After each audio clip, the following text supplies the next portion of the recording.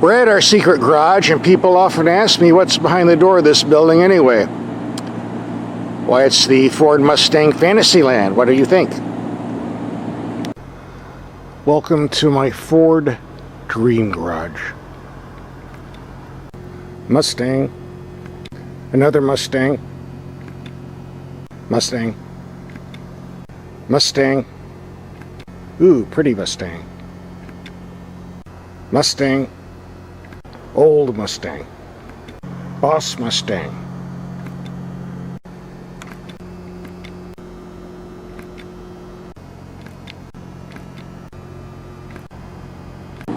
And in this episode, we're rolling out the best Mustang of the entire lot.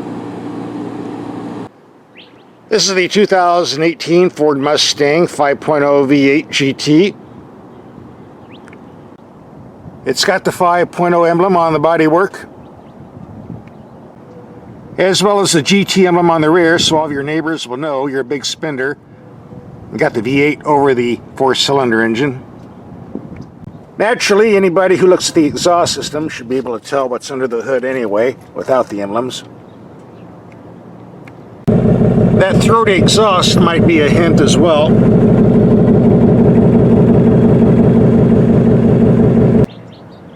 And they shipped it all the way from Michigan, just for you and me. The most significant change is under the hood. A redesigned V8 putting out now 460 horsepower. I'm told that about 1 out of 4 Mustangs will have the 6-speed manual. Unless you go to the GT, then it'll be 50% of Mustangs will have the 6-speed manual. That remains to be seen. The bigger news is this new 10-speed automatic gearbox, which is supposed to offer better acceleration and superior fuel economy. It does have a sport mode, or paddle shifters on the steering wheel if you want to change the gears manually yourself. And thank you, Ford, for putting these paddles on the steering wheel where they belong, not on the steering column like the Italians do where they do not belong. That's a separate video for another time, but this is where they belong, on the steering wheel, where they can be reached 100% of the time. The official highway mileage for this engine is 25 mpg. In mixed commuting, it's rated at 19 mpg for the automatic or 18 mpg for the 6-speed manual. Alright, so far we put in 99 miles at 17.8 mpg. Let's just round it off to 18 mpg at 100 miles. There doesn't appear to be anything special about these headlights, so we're going to take them out in the dark and see how they perform. And we'll do that right now. It's dark enough, so we'll take these headlights out and see how they perform. Here we have the low beams on a building 100 feet away. The light is bright enough, but rides rather low to the ground. Put on the brights. Certainly a lot more light. Here we have the brights on a building 300 feet away with the chain link fence in between. More than adequate light. Go to low beam. Doesn't quite reach, but more than adequate for city driving. Here's some additional lighting for you. Every time you unlock the car with the remote at night, you get the magic Mustang that lights up on the pavement, so all your buddies in the parking lot will know you're driving a Mustang. If you're wondering how much this particular vehicle cost, well, it costs nothing because, as you can see, it's not for sale. Price zero. This is a factory VIP car for executives and big important journalists like me. So the EP ratings are not on here, and the price is not on here. But I can tell you the base price of a GT with a 6-speed manual starts around $35,000. This is the premium model, which has all of the optional performance goodies that I'm going to show you as standard equipment. That will bump the price up to around $51,000. Here we have a switch that adjusts the steering effort. Comfort, normal, or sport. And right now it's locked into sport mode. This is the more important mode button. We have drag strip mode, snow wet, normal, my mode, sport plus, track. Take your pick. Now this is my favorite.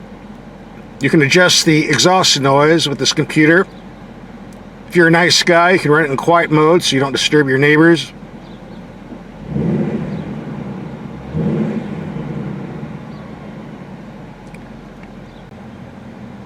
But if you don't care what your neighbors say and you want to impress your buddies on the street corner, put in the track mode. They'll hear you coming, trust me. So will the police. While we're at it, let's look at some of the other interior features like the climate control. Now, this is a pretty simple system to use. You have the temperature, fan speed on and off. Curiously, you can press this and do the whole thing over on the view screen. I don't really see the point when you can do it down here, but hey, whatever. I'm just going to fast forward to some of the disadvantages. Number one, we do have a set of rear seats, but if your passengers have legs, you might have a problem putting them back there. With the front seat all the way back, this is your leg room, approximately 1 inch. If you have friends or relatives you don't like and want to get rid of, stick them back here for a long drive. They won't come back, I promise. The trunk size is adequate for a vehicle like this. I'm told 14 cubic feet, looks larger to me. But there are no complaints with that. But underneath is where we have the problem. Because in order to save weight, Ford is not giving you a spare tire. Just this cheesy air pump. If you're taking any long highway trips, you might want to get a spare tire. Bad news if you get a flat and don't. And number 3, under the door, this extra wide body panel, which has what I call in my videos the infamous dirt shelf.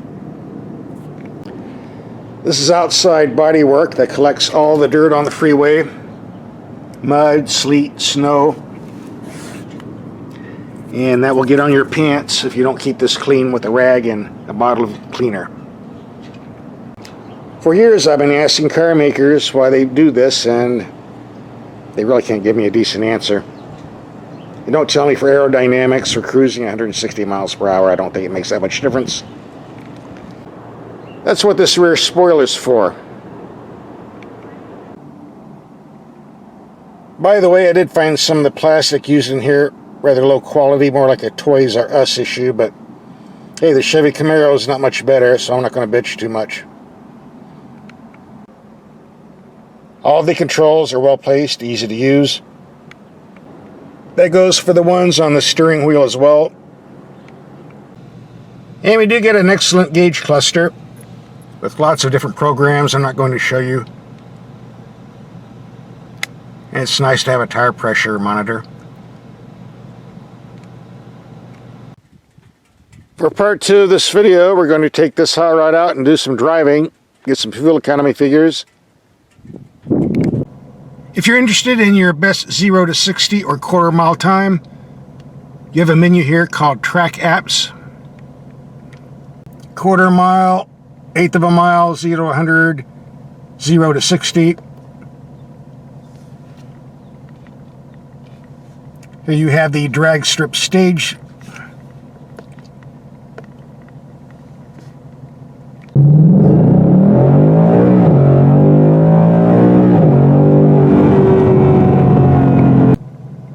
I haven't figured out how to use the system yet. 0 to 60 in 4.9. But I was dogging quite a bit. We'll try again.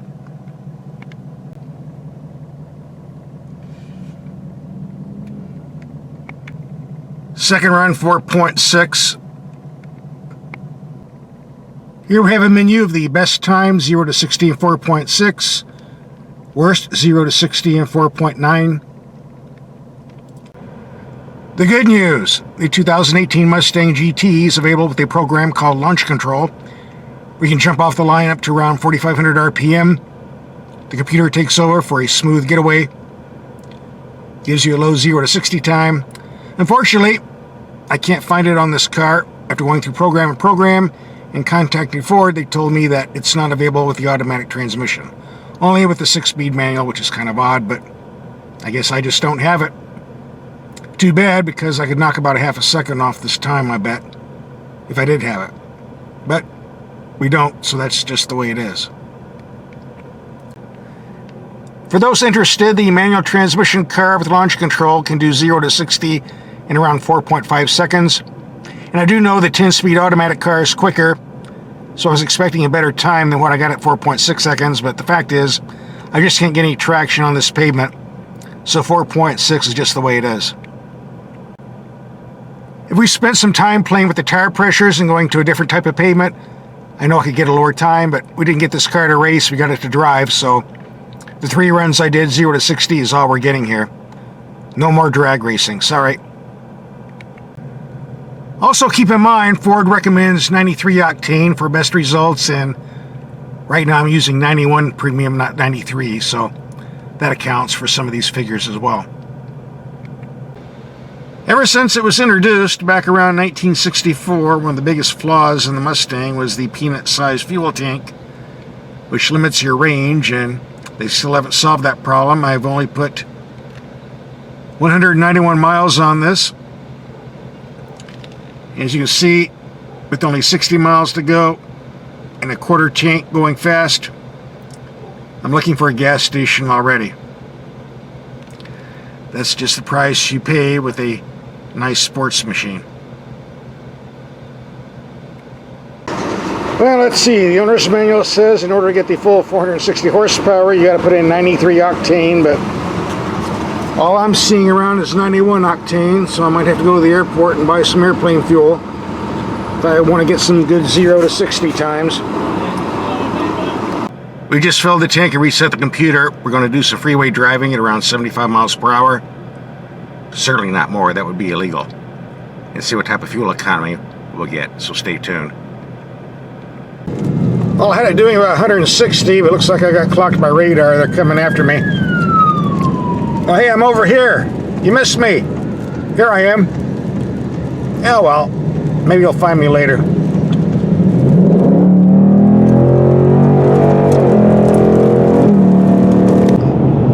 This Mustang GT Premium is a very comfortable highway cruiser, and the noise level is very low, which I found to be surprising. This is going to be great for these long trips coming up. Another slow poke, driving 20 under the limit.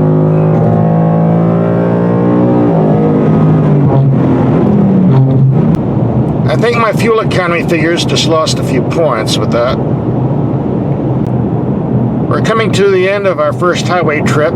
By the way, we were traveling uphill, around 1,500 feet in elevation, and I did a lot of passing, so it should be interesting to see if I got some good fuel economy figures. I'm not holding my breath. So here we go. We did a 61-mile highway trip, just under 25 mpg. Not bad. And overall, for the past 355 miles of mixed commuting, 18.2 mpg. If you watch my videos, you know I always make a pit stop on this highway to say hello to my little buddy. Where is he? Oh. Tommy the Toad. These toads are pretty big out here. It's all the water they drink.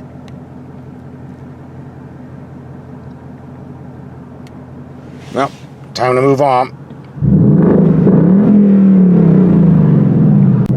The 6-speed manual car might be slightly quicker off the line, but from a rolling start, the 10-speed automatic is definitely quicker.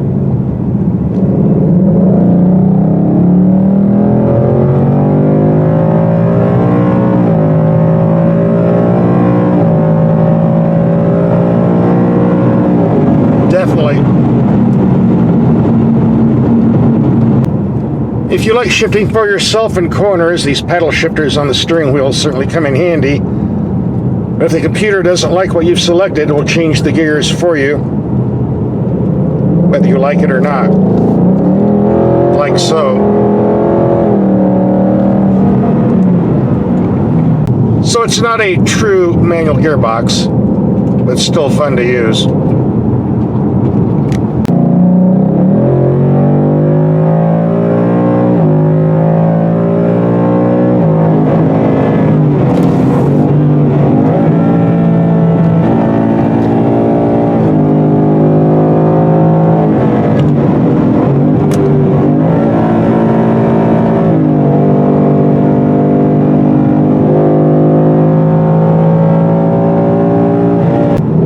This is one of the most dangerous roads in the state. One small mistake and you go over the edge and they'll never find the body. But I'm not worried on this Mustang GT because the handling is superb and it's really sticking to the road.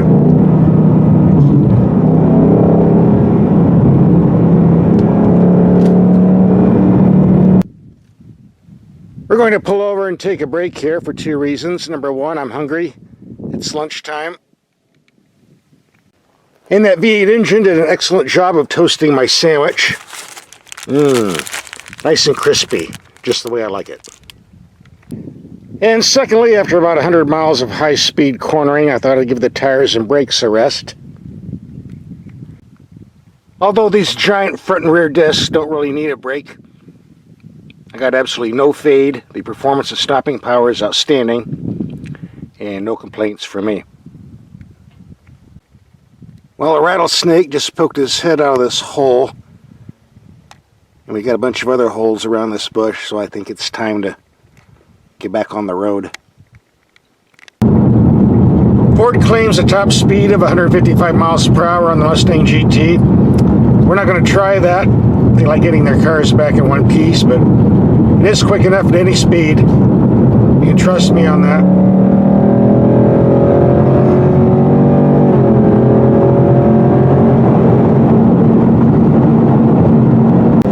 On tight mountain roads in a hot car like this, you want to keep your eyes on the pavement.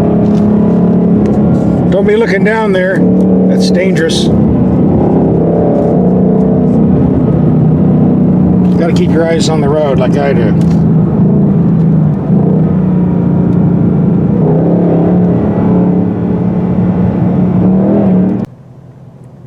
We're going to be turning in this car tomorrow morning.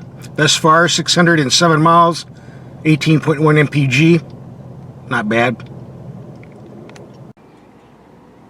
So we've driven this car for a week, and here's my take. Number one, I think Ford made a big mistake by getting rid of that V6 engine for 2018, but that aside, the 2018 Mustang is still the best model ever. And at $35,000 base, this is definitely a super bargain. No doubt about that. Even with the $51,000 price tag of this Mustang GT Premium version, it's still a good buy. To get this type of performance from a European car, you'd be looking around 70 to 80 grand easy. And if you can afford those high price tags, you might want to look at the Ford Mustang GT350 Shelby with the bigger 5.2 liter V8 putting out 526 horsepower, running $58,000 to $64,000. This is a great car, and I hate getting rid of it, but Ford factory wants it back. So tomorrow it goes away. Too bad.